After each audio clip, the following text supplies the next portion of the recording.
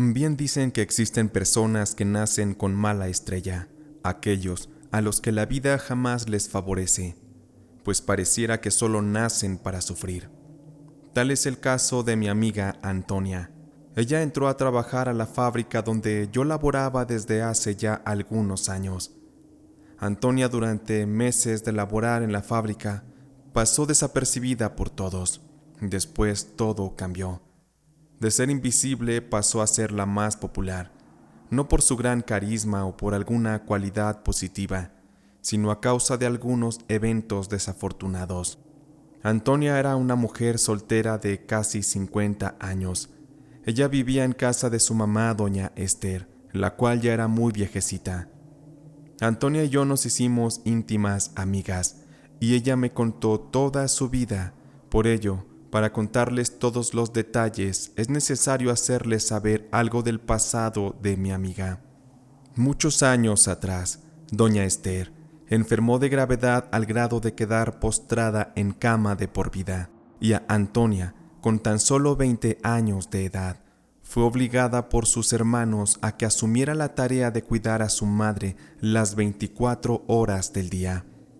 Aquellas atenciones que Antonia tenía que darle a su progenitora eran muy complicadas. Ella prácticamente entregó su juventud y sus mejores años para acompañar a su madre en el infierno de la enfermedad, encerradas en aquel oscuro cuartito. Los años pasaban y pasaban, la vida avanzaba, y mientras que Antonia se perdía de vivir las experiencias que ella tanto deseaba, esa atmósfera de enfermedad y aislamiento la iba hundiendo en la depresión y la ansiedad, pues Antonia ya vivía resignada al sacrificio que estaba llevando a cabo. Sus hermanos, por otro lado, se encargaban de trabajar y llevar el sustento a su casa. Se hacían cargo de los gastos médicos y de que no les faltara nada a doña Esther y a Antonia.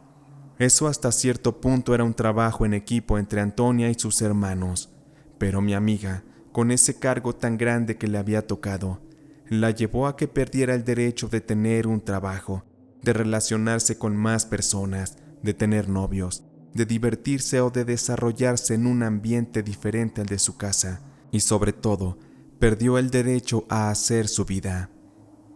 Y es que al principio de la enfermedad de doña Esther, todos creían que ésta la llevaría rápido a la muerte, porque los médicos no le daban muchas esperanzas. Pero con los cuidados de Antonia y con la voluntad de Dios, doña Esther comenzó a tener ligeras mejorías.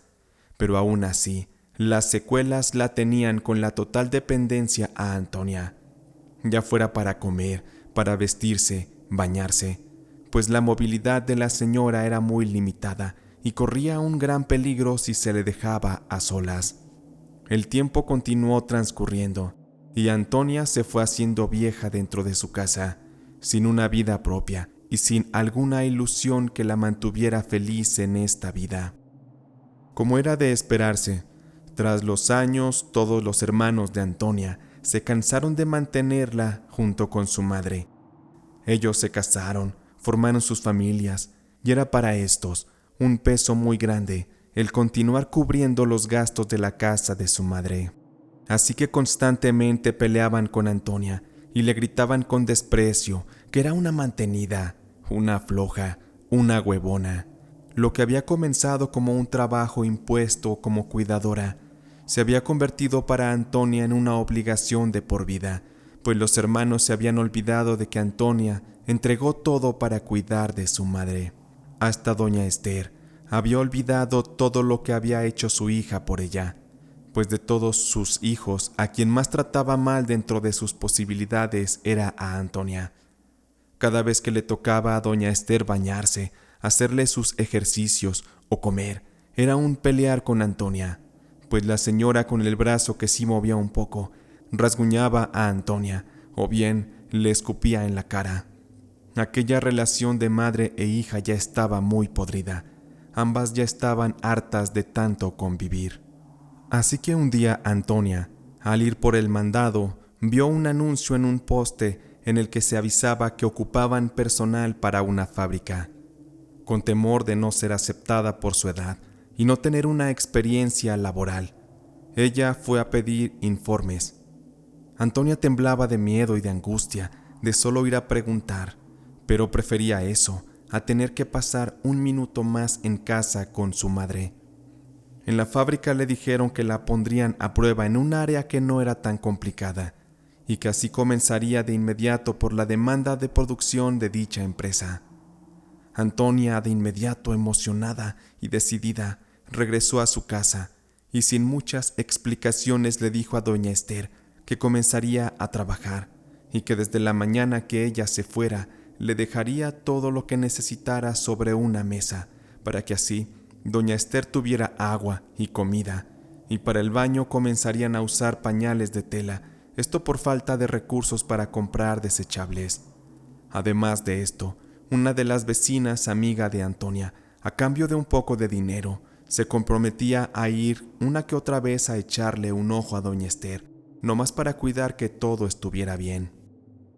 Antonia comenzó al día siguiente a trabajar, y así con su nueva vida, deseosa de olvidarse de su madre, de su casa y de todo el pasado oscuro que venía arrastrando. Ella comenzó a trabajar con mucha alegría y entusiasmo. Pese a que jamás antes había trabajado, Antonia aprendía con facilidad y era rápida. Ambas cualidades le favorecían para que más adelante le dieran más paga por más trabajo. Antonia en el trabajo era muy tímida, cohibida y retraída con sus compañeros. Su aspecto tosco como de mujer corajuda hacía que casi nadie se atreviera a hablarle. Pero en una ocasión uno de sus compañeros, Gerardo, a quien todos conocían como el Geras, se acercaba de vez en cuando a Antonia para pedirle algunas cosas o para darle instrucciones de trabajo. En una ocasión el Geras se acercó a Antonia para pedirle una herramienta que ésta tenía en su área de trabajo y que él necesitaba. Él, al pedirle el material, por error, le tomó la mano a Antonia. A Geras se le hizo chusco en el momento y compartió algunas risas con Antonia, cruzando así una mirada con ella, y hubo después un breve silencio. Geras tomó lo que necesitaba y sin dar más importancia a lo sucedido, se fue. Pero Antonia, ella se quedó ahí inmóvil, como congelada en su espacio de trabajo. Geras le había hecho sentir emoción y sentimientos nuevos. Antonia no había reído con un hombre así desde hace muchos años. Además, Geras era un hombre joven y apenas había cumplido los 20 años de edad. Era soltero, delgado, alto, con porte de galán y le gustaba mucho andar con diferentes chicas. Le encantaba la fiesta y el alcohol.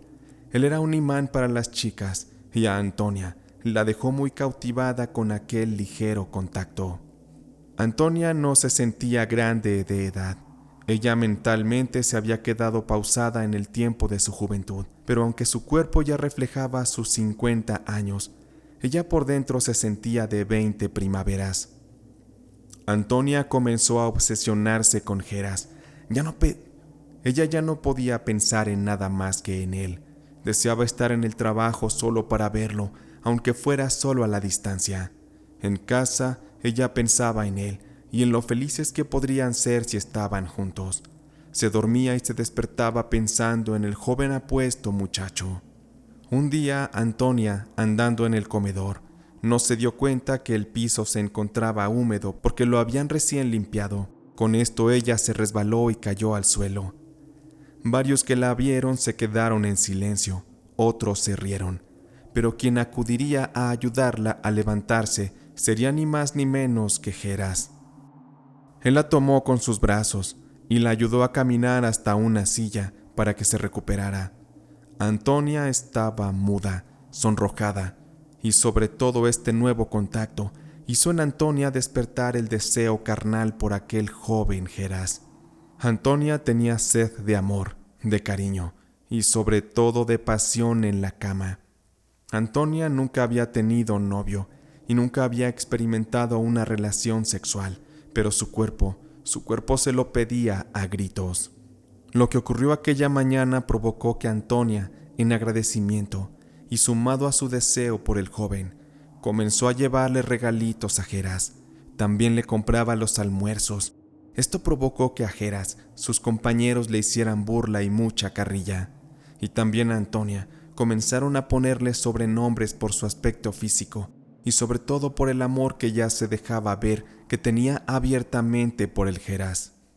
Todo esto fue generando odio y resentimiento por parte de Antonia hacia sus compañeros de trabajo, pues ella ya no soportaba que se burlaran de sus sentimientos, porque nadie en realidad tenía la mínima idea de todo lo que había detrás de su manera de vivir, de pensar y de ver la vida. Par de meses después llegó el fin de año, y con la fiesta de la fábrica que se celebraría a mediados de aquel diciembre. Antonia estaba muy emocionada. Ella quería conquistar en esa fiesta a aquel joven que tanto deseaba. Con lo que le pagaron de aguinaldo, se compró ropa y le compró un regalo a Geras, un bonito reloj que para nada había salido barato, pero Geras, a cambio sin desearlo, le terminó rompiendo el corazón a Antonia, pues se había vuelto novio de una muchacha joven y bonita de aquella fábrica. Antonia moría de celos mientras miraba a los enamorados sentada desde su mesa, donde se encontraba ella completamente sola. Ni un alma se le acercaba. Nadie se quiso sentar junto a ella para saludarla mínimo o para invitarle un trago. La noche fue transcurriendo y los trabajadores se empezaron a poner cada vez más borrachos y más de uno se acercaba a Antonia solamente para burlarse. Fue en esa fiesta en la que Antonia y yo nos hicimos amigas. Yo también iba sola porque mis amigas no fueron, así que me acerqué a Antonia y me senté junto a ella para sacarle plática. Me tocó ver y escuchar de cerca todas las críticas que se le hacían por ir vestida con un look pasado de moda. Antonia esa noche no hablaba mucho, se sentía abrumada por todo lo que estaba viviendo. Nuestra interacción fue agradable. Nos bebimos un par de tragos, mientras hablábamos de cosas comunes en el trabajo y de la vida. A Antonia se le empezó a subir el alcohol a la cabeza, y ya cuando llegó la hora de que se terminó la fiesta, hubo un escándalo porque el Geras y su novia armaron un pancho por cosa de celos que ella tenía. Esto la llevó a salirse de la fiesta justo antes de que terminara. Ella se fue sola a su casa. Mientras tanto, Geras ya andaba muy borracho y sus amigos también. Cuando salimos para buscar un taxi, llevábamos un rato esperando. En eso, la camioneta donde iba el Geras con sus amigos se nos acercó y nos preguntaron si queríamos irnos con ellos, que sin problema podrían darnos un aventón a nuestras casas. Yo no quise, pero Antonia, al ver que era su mismo amado el que se lo pedía, aceptó, y yo para cuidarla me tuve que ir con ella. Todos aquellos tipos ya estaban muy ebrios y aquello podría ser peligroso. Ya en el camino a mí me dejaron primero. Aquellos sujetos no quisieron que yo me bajara hasta el final. Y después se llevaron a Antonia para dejarla supuestamente en su casa. Sin embargo, algo ocurriría esa noche, y yo lo sabría de las propias palabras de mi amiga días después. El Geras pidió que lo llevaran a él y a Antonia a un motel cercano, en el cual él emborrachó a Antonia y terminó abusando de ella. Antonia, feliz de inicio, estaba ilusionada de que estaría con el hombre que ella quería, pero el Geras ocultaba una oscura intención con todo aquello, pues mientras Antonia estaba ya acostada y casi inconsciente de lo borracho, el Geras comenzó a quitarle la ropa, comenzó a besarla, a acariciarla. El muy desgraciado también se fue desnudando y fue tocando y besando todo el cuerpo de mi amiga. Antonia me decía tener breves recuerdos de lo que pasó aquella noche, y ya solamente se recordaba abierta de piernas y al Geras encima de ella haciendo aquellos movimientos intensos. Después de llevar a cabo el acto, mientras Antonia dormía, el muy patán dejó el motel y se fue para su casa. Antonia, avergonzada, al día siguiente tomó sus cosas y se fue, sin siquiera recordar mucho de lo que había ocurrido la noche anterior. Llegaría la siguiente semana y Antonia y yo convivíamos más. Ella me contó todo de su vida y eso me hizo comprender que ella Lo que necesitaba era tener personas buenas a su lado. Por eso le ofrecí mi amistad. Pero ya 2 semanas después de la fiesta, las cosas cambiaron por completo para ella. La razón fue que comenzaron a circular entre los empleados unas fotografías que a través de la mensajería del celular fueron llegando a todos en la fábrica. En las imágenes se le veía a Antonia disfrutando de la relación pasional que tuvo con Geras aquella noche. En aquellas imágenes había desde fotos hasta videos. Al maldito no se le veía el rostro, pero sí parte de su cuerpo. El maldito cínico usó aquel material para hacerle más burla a Antonia y destruirle la vida, pues en los pasillos se decía que el Geras había aceptado estar con Antonia basándose en una apuesta que hizo con sus amigos. Aquello le había traído algunas ganancias de dinero, por eso el infeliz estaba contento. Todos estaban hablando de Antonia en la fábrica. La pobre, cuando le llegaron las fotos y las vio, se metió al baño de la fábrica para llorar por horas. Ella no quería salir de ahí, pero los guardias fueron por ella y la llevaron hasta la oficina del gerente, quien, como era de esperarse, ya también había recibido las imágenes y las había visto. Aquel hombre le pidió a Antonia que se calmara, que le tomaría un par de días analizar y revisar el caso para saber cuál sería la determinación final para terminar con aquel escándalo que se había producido por efecto de aquellas fotografías. Antonia no pudo siquiera decir algo, porque no paraba de llorar. Estaba perdida en el dolor y en la fuerte humillación que estaba sufriendo. Esa mañana la mandaron a su casa porque ya no estaba en condiciones para trabajar. A la salida ya por la tarde, yo, conmovida por lo que le había sucedido a mi amiga, fui a visitarla a su casa. Yo estaba furiosa. Me parecía injusto e increíble que alguien tuviera el corazón tan podrido como el Geras para hacerle aquellas cosas a mi amiga. Sentía rabia contra ese sujeto y mucha empatía por Antonia, quien, al haberme contado ya en ese entonces parte de su vida, yo sentía la necesidad de ayudarla, y lo haría, no sé si para bien o para mal, pero no podía hacerlo de otra forma. Yo tenía que hacer algo. Esa tarde, cuando Antonia abrió la puerta, yo le pedí que habláramos. Le hice saber que yo quería ayudarla, que mis intenciones eran las mejores, porque yo ya le había tomado cariño a nuestra amistad. Ambas platicamos un rato afuera de su casa, pero éramos interrumpidas a cada rato porque doña Esther se quejaba mucho de los dolores que le daban. Antonia se comenzó a desahogar conmigo y me dijo que su madre ya la tenía cansada, que ya en ocasiones deseaba que se muriera para que ya no estorbara, pues Antonia ya estaba harta de no haber hecho una vida y de desperdiciar al lado de aquella vieja los años que le quedaban. Además me dijo que ya no quería regresar a la fábrica porque lo que le había hecho el Geras era ya mucho como para soportarlo. Esa había sido la peor humillación que pudo haber recibido, y ya lo mejor era quedarse en casa. A Antonia no le gustaba el mundo en el que vivía. Tantos años encerrada le crearon el miedo a convivir con las personas, a confiar en estas. Ahí fue que le ofrecí mi ayuda. Le dije que yo conocía a una mujer que se dedicaba a hacer trabajos de brujería y magia negra. Una bruja que era popular en la colonia donde mi madre vivía y que era muy recomendada. Le dije a Antonia que podríamos usar aquel poder de la mujer para darle una lección al maldito del Geras. Al oír eso, de inmediato, a Antonia le brillaron los ojos, como si una nueva esperanza hubiera nacido en ella. Creo que le di al clavo en el odio que ella sentía en ese momento hacia el Geras, y sin dudarlo, me pidió que la llevara con esa mujer. Yo me tuve que despedir, porque doña Esther estuvo muy insistente pidiéndole a Antonia que se metiera y que le preparara un remedio, porque ella ya no aguantaba el dolor. Les juro que los pocos minutos que estuve afuera de la casa escuchando a doña Esther quejarse y quejarse, me aturdieron. No puedo imaginar el tamaño de infierno de tener que aguantar eso por horas y horas a través de tantos años. Yo convencí a Antonia de que la llevaría con la bruja, únicamente con la condición de que no dejara de trabajar, de que se fuera a la fábrica.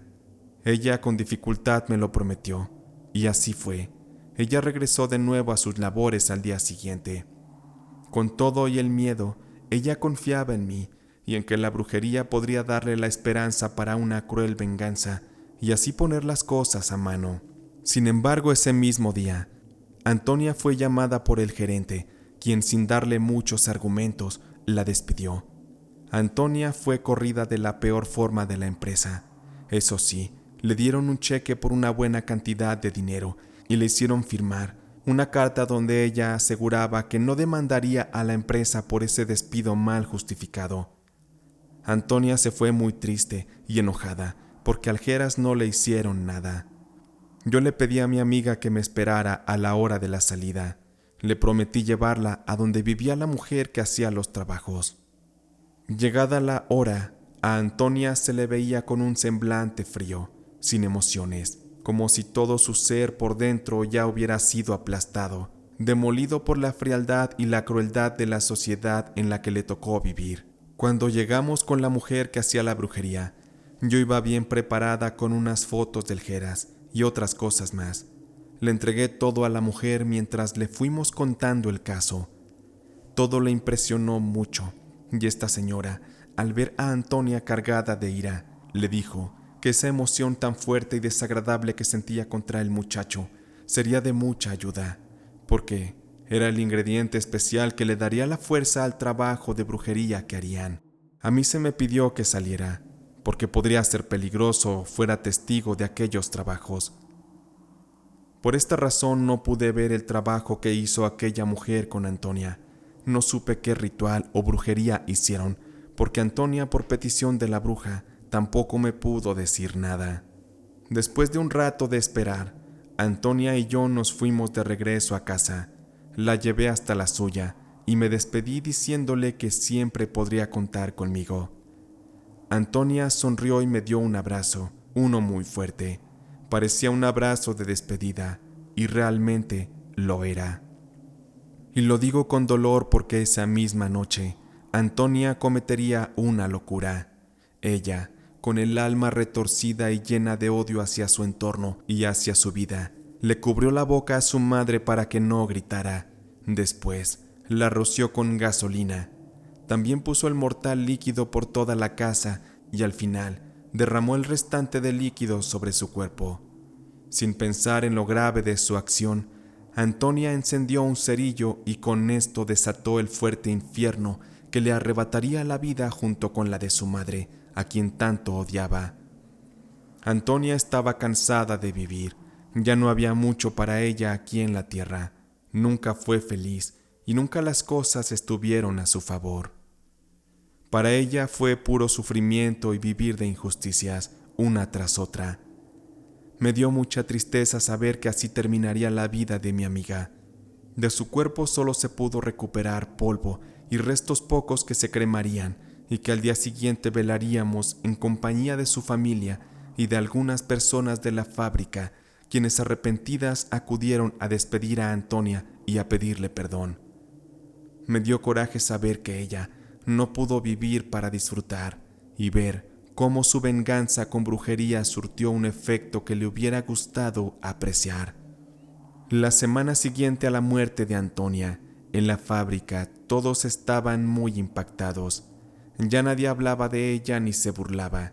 Solo con su muerte tan horrible, todos comprendieron del daño que se le había hecho con las burlas y con las humillaciones. Esa semana en la fábrica había un ambiente lúgubre y oscuro que se sentía en cada pasillo y en cada rincón, a todas horas. Es como si la muerte estuviera rondando la fábrica en modo de cacería, buscando alimentarse de la energía de la venganza que mi amiga Antonia había sembrado días atrás con la ayuda de la bruja y la magia negra. Esa mañana de pronto, de estar las cosas en calma en la fábrica y cada quien haciendo sus cosas, hubo algunos gritos de ayuda que provenían de una de las bodegas. Todos de inmediato corrimos a ver qué ocurría porque se escuchaban gritos muy fuertes. Al llegar nos encontramos con la horrible escena en la que el cuerpo del Geras se encontraba tirado en el piso y sobre este Le habían caído decenas de piezas metálicas muy pesadas que se encontraban en los estantes de los pasillos de la bodega. Alguna falla en la estructura o algo hizo que los estantes que se supone estaban reforzados se cayeran, y todo aquello fue a dar sobre el cuerpo del Geras, dejándolo completamente destrozado. Una de esas piezas de metal cayó directo sobre su cabeza y se la hizo estallar. La sangre y todo lo que su cabeza contenía se encontraba molido y esparcido por el piso. La escena parecía salida de una película de terror. Las compañeras gritaban y los guardias llegaron y llamaron a las autoridades para pedir ayuda. Pero, ¿qué ayuda se podía dar? Lo hecho, ya hecho estaba. Yo no sentí misericordia por el alma del Geras. Ese bastardo se merecía lo que le pasó. Él destruyó una vida, y lo menos que le pudo pasar fue morir. Lástima que Antonia no vivió para presenciar aquello, que estoy segura le hubiera dado mucho gusto y satisfacción. La vida dicen que siempre cobra las injusticias, pero yo creo que muchas veces es necesario dar un empujón, porque las cosas, por causa natural, tardan mucho en suceder. Yo creo que Dios nos dio las manos para crear, para construir, pero también nos las puso para defendernos y para destruir a todo aquel que quiera hacernos la vida miserable, así como lamentablemente le tocó vivir a mi amiga Antonia.